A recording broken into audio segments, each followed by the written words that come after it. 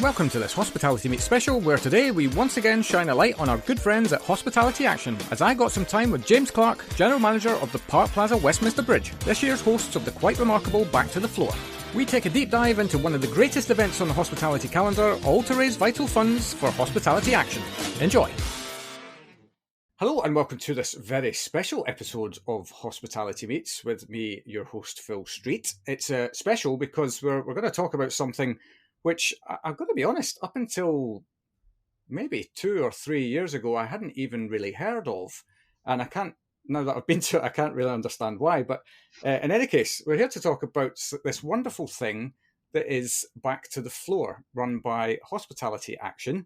And to do that and to help me go through it, we've got none other than the person who's going to be at the helm of it this year, and that is James Clarke. Welcome to the show. Thank you. Thank you, Phil. I can't say I'm at the helm. It's Danny Pecorelli who is the chair and the driving force around this, but I am assisting. It's your team. That is true. And the venue where it will be here in Park Plaza Westminster Bridge. And we're looking forward to a lovely Friday night in April. And we want as many people to come and enjoy and spend and donate money.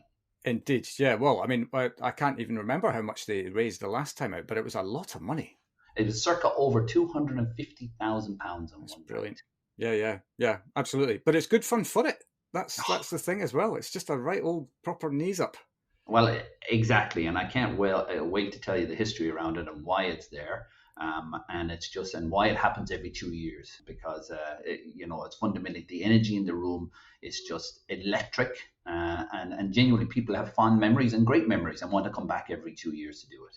Absolutely. I couldn't agree more. Right. Well, I mean, we'll get into it, as you say. We'll talk about the history of it and all the various nuance around it.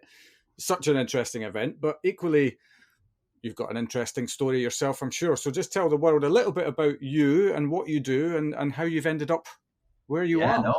Who am I? I'm James. I'm obviously originally from Ireland, West Coast. My county is Roscommon. Came over here in the UK back in I won't tell you how old I am, but went to Birmingham College of Food back in the day. A couple of years ago. And then somebody says, hey, you want to go west? And that's America. And I went to the US. Great general manager out there said, hey, I'll sponsor your visa. You're a nice young lad. And I said, of course. And lo and behold, I spent 16 years out there, from West Coast to down the Caribbean, and hotels in New York City, 8 years, Waldorf Astoria, just one. And then I decided to come back to London in 2007. I'm fortunate enough to work at the Grosvenor House for about 5 years under the fantastic leadership of Stuart Bowery. And then from there, went to work for Michael Shepherd too in London Hilton Park Lane. Spent about 4 years there. And then somebody said to me, hey, do you want to open a hotel south of the river? And I was like, where's this? I had to look at Google to figure out where it was on the map. And it was called Bankside, Hilton London Bankside. And I had the great opportunity to work there with a fantastic team. For the last 8 years. And then, Park Plaza Westminster Bridge came calling. And I said, why not? Over 1,000 bedroom hotel and doing fantastic events and looking at the best view in the world, which is the Houses of Parliament. So you can't go wrong.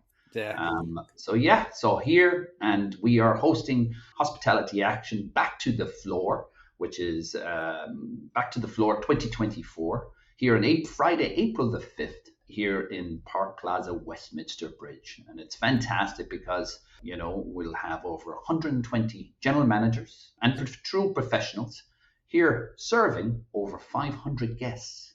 Yeah. So we're really going to work them out and really get them back to understand what it's like to be a wine waiter, to be a server, and making sure they move very fast and swiftly to get the job done.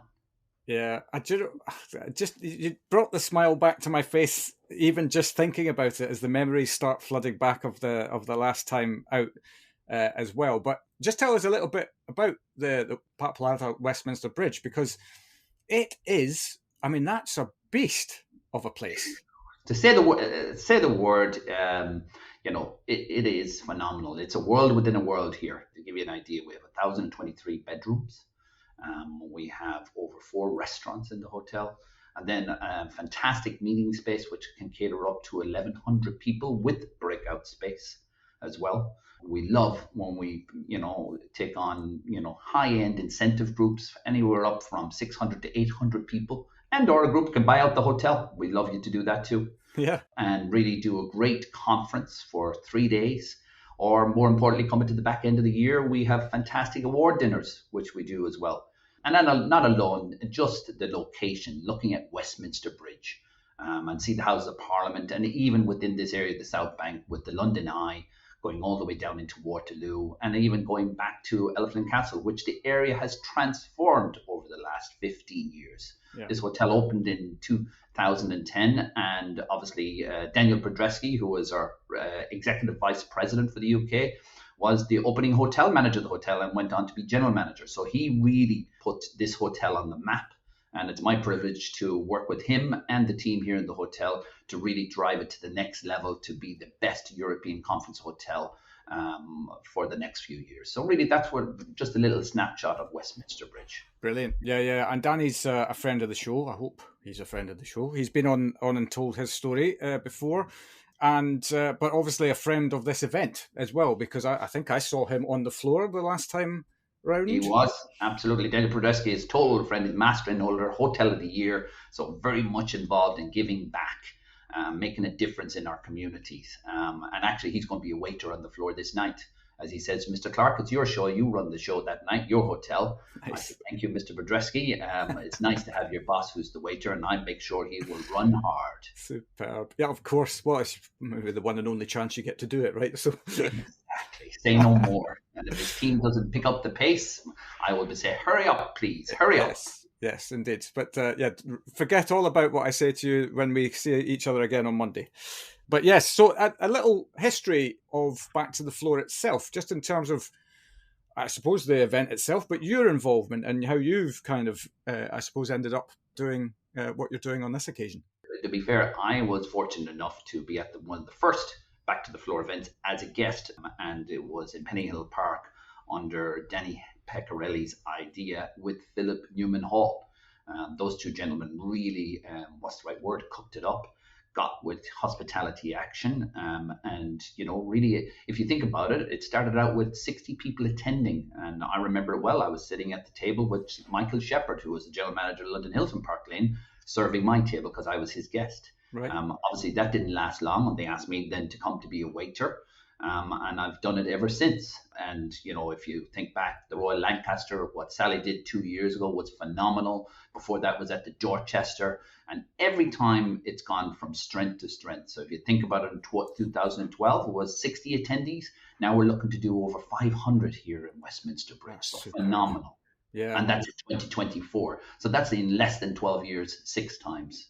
Yeah. Yeah, but I mean, that's, I suppose it shows you the power of the event in terms of the popularity of it. I think equally by doing it biannually rather than every year gives it that little bit more of mystique as well, that people get that FOMO, don't they? Every time that something happens, they're totally agree. I need to be involved in the next one. Totally agree. If you do it every year, I believe the energy would a little bit be taken out of it. And also the general managers would be quite exhausted. Once every 2 years is just enough. Yeah. No, indeed. Absolutely. Yeah. And I think the thing about that is that it also shows to you, I think, that you've all created something really quite magical, that it continues to, I suppose, keep growing and keep getting a little bit bigger every time, a little bit more people coming to it. Now, it's 500 people in attendance. I mean, that's a serious event. Correct. That's for want of a word, it's a true professional event. But the ultimate goal here is to raise as much money for a fantastic charity, which is hospitality action. And for me, that's the most important piece. It's a privilege to be able to give back to a benevolent charity that, as the saying goes, as Mark Lewis always says, we got you. And that's for our team members who work in our hotels. If they need some support in any which way, they can reach out to Hospitality Action. And for me, that is so important. And that's the ultimate goal. Apart from being a fun, great night, the key messaging is let's take care of our professionals in our hotels, which are our team members. Yeah, and as we were talking about before we turned the microphone on, it's a message that doesn't really get old. It's all well and good when you might everything might be wonderful and perfect in your life at the moment, but you just never know what's around the corner. I mean, I think 2020 probably demonstrated that to everyone, didn't it, really? Totally agree. During COVID, and I thought Hospitality Action really did a fantastic job and really helped and assisted so many of our wonderful team members. And I believe we just got to keep doing it and never give up on it. Yeah. And the reality of life, even nowadays with the cost of living crisis, we have to take care of our most important people, which is our team members, because let's be honest, they're the ones who take care of our customers. So we got to be there for them. Yeah. Absolutely. Will you be on the floor yourself that evening, or are you kind of taking more of a conductor role? Well, I've been told it's give you an idea, myself and Danny has looked at the floor plan and we divided it in half. So I'm the maitre d' for one section, which is half the room. And Danny is 250 people. The other side of the room. So we've got 25 tables each. Right. And I have to make sure that, for want of words, the general managers who are working in my section are moving. Because, here in a big hotel, normally we need to serve a main course in less than 15 minutes. So that's 500 people. So the clock will tick. So let's make sure. I hope they've worked out a lot and they have their running shoes on. Yeah. When you put it like that, yeah. And I'm really quite intrigued as to the logistics around putting something like this on of that magnitude. In terms of, I'd imagine the planning of this starts way in advance. Absolutely. We've started planning this, I would say, last year. And just really trying to enlist some great sponsors who will be recognized on the night. Also to enlist, fantastic hoteliers willing to participate and equally purchase a table, and equally listing funds. We have some really outstanding prizes and for the auction as well. So really, I want to thank all our partners. I don't want to name one because there's so many, and really recognize, because this event would not happen without our partners and our sponsors, and fundamentally the fantastic general managers who are willing to give up a Friday night and come and work on the floor and take some of their, for want of a word, best clients to come to the table, and team members to really donate to a great cause. Yeah, absolutely. Once again, the smiles are just coming back to my face. I was a guest at the last one. I felt unbelievably privileged to be a guest at Danny Pecorelli's table last time out. I think literally it was just a moment in time that everything works out wonderfully for me, because I had Danny on the show and he had a couple of seats left on his table, and he just on a whim invited me on the back of our chat. I was like, of course I'm going to come to that. And then to get served by him and David Connell, who's also a friend of the show as well. It's just a very surreal moment. These people that are legends of the industry that you look up to, and they do such wonderful work in terms of driving the industry forward, let alone the charitable side of things. To then see them, running around like madmen, headless chickens. Indeed. Yeah, maybe clueless. I don't know. I don't want to say it that bad, but you never know. Yeah, indeed. I know it was just an absolute joy from start to finish. And I would say to anybody who's listening, who's never been, you've got to go out and befriend some general managers around the place to make sure that you get the opportunity to get on a table at some point. Well, I'll give you the example. So when I started talking to the team here in the hotel last year about, and they thought it was a normal event. We'd bring all our team members in, we'd have our wine winners, all our team, and let's execute. And I said, nope, not a normal event. We don't bring any team members in. We have the general managers who are our team members. So it's quite daunting when I did say to the team, and these are senior leaders within the industry. And you know what? They're fundamentally fantastic individuals, but equally they have the power of gifted feedback. So we are preparing here in Westminster Bridge to making sure that everybody has a great time. But equally, as I said to my team, let them do the work. They need to make sure they execute. They need to set it up, deliver the fantastic meal with great experiences, so that the attendees who go to the event really have a great time, but also, more importantly, take out their credit card and, for a want of a word, raise some fantastic, much needed money for a great cause. Yeah. And you've also sparked another memory now. Some of the prizes on show, I mean, they're really... you obviously money can buy the prize if you're at the event, but they're generally money can't buy experiences. It's quite remarkable. As much as you want to ask me what you have this year, Phil, we'll do it on the night, because some of these prizes are just phenomenal. You need to know somebody to get these prizes, which we did. And you know what? It'll intrigue people, and rest assured there will be a lot of competition to get some of those prizes. Yeah, absolutely. The one that I remember as a rugby fan was there was something at Twickenham. I think it was a hospitality box for one of the. Internationals. That's right. Yeah, and it was for 10 people or something like that. And I remember taking a picture of it and sending it to a mate of mine who's also a rugby fan. I was like, shall I put a cheeky bid in? And he's like, yeah, definitely. And let me tell you, my cheeky bid was nowhere near where the actual bid went, but which is great, which is what you want. You want a room full of people who are having a good time, but as you say, who can also add the value that the event deserves. Absolutely, and the atmosphere, and for us, when we design the menu, we have a lovely, beautiful starter, a main course, and there's theatre involved. And I remember Jeremy Goring, it's just so excellent throwing plates or bringing plates out. So the main course will have some theatre involved, where the general managers will have to get back to their silver service skills. Will have to get back to a little bit of spilled sauce on somebody's. They shouldn't do it. And we call it spillage there, Phil. We call it a spillage, and nobody wants a spillage. But these things happen, and that, i.e., spilled a little bit of sauce in somebody's gown or somebody's suit. But so they need to be aware not to do that, because that can be expensive for the hotel to make sure we dry clean it and or replace. So there definitely will be some theatre, and that's the piece that brings this event to electric, alive, and the entertainment of the night will absolutely add to the atmosphere, because if you recall 2 years ago, the entertainment was phenomenal. So again, it's just that little combination really brings a great atmosphere, and absolutely, everybody really has great memories when it's all over. Yeah, absolutely. Well, if they've got any memories by the end of the evening. Well, as a term I call it, some of them are tired and emotional, yes. Which we always love.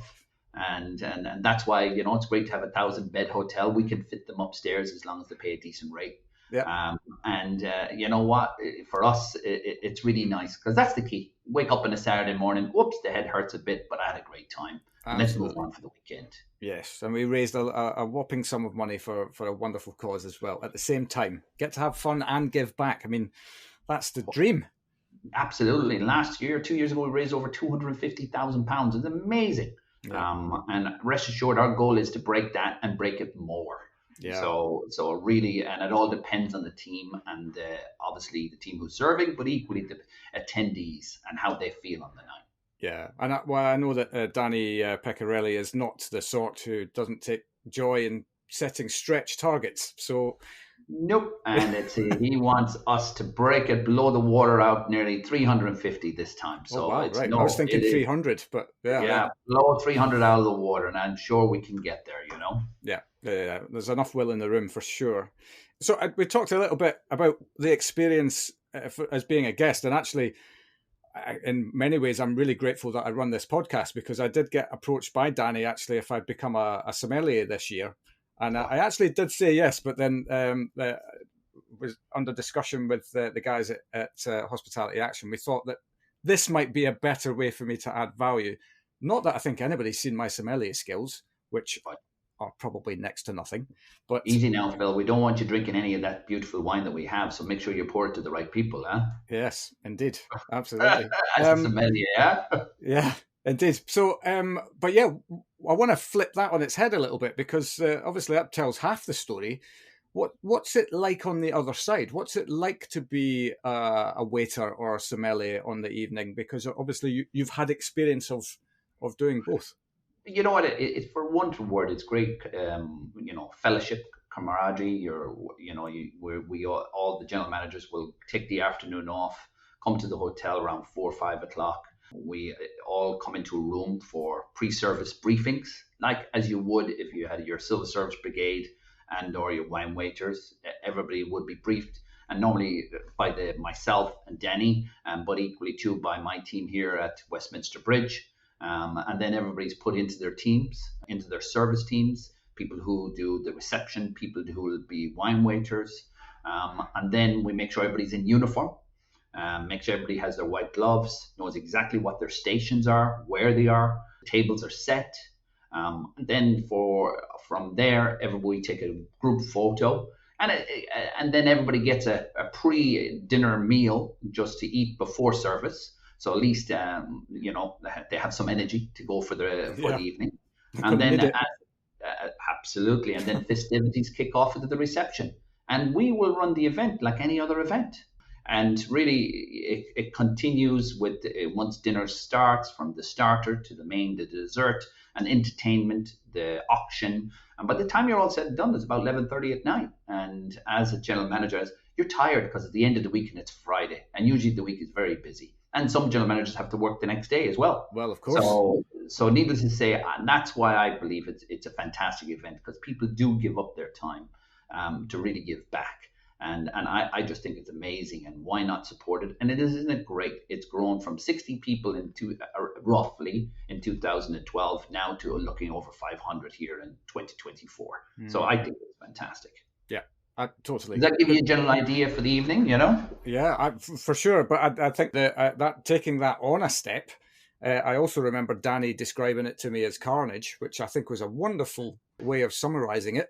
Yeah. Do you have any stories from the Carnage or from over the years from your experience? Carnage of people bumping into people dropping plates in the back of the kitchen, people, as I say, hot food, hot plate, didn't realize if they get their glove and touch the plate, they didn't burn themselves too much, but it was an ouch. Equally, people dropping a silver service platter in the room. And the funniest one, and you can see it on the photo from Hospitality Action with Jeremy Goring flinging a plate across the other side of the table. So it's the sense of fun, and there's no nobody gets upset or excited. It's just fun, laughter, a fellowship, and fundamentally, and it's great because the audience, the attendees, see these great true professionals of our industry, particularly in hotels, out on the floor and working what they used to do. That's the reason why we got into hotels. A lot of us joined because we were fundamentally want to love people, and a lot of us started out in food and beverage, being a waiter, bartender, or behind the desk at front desk.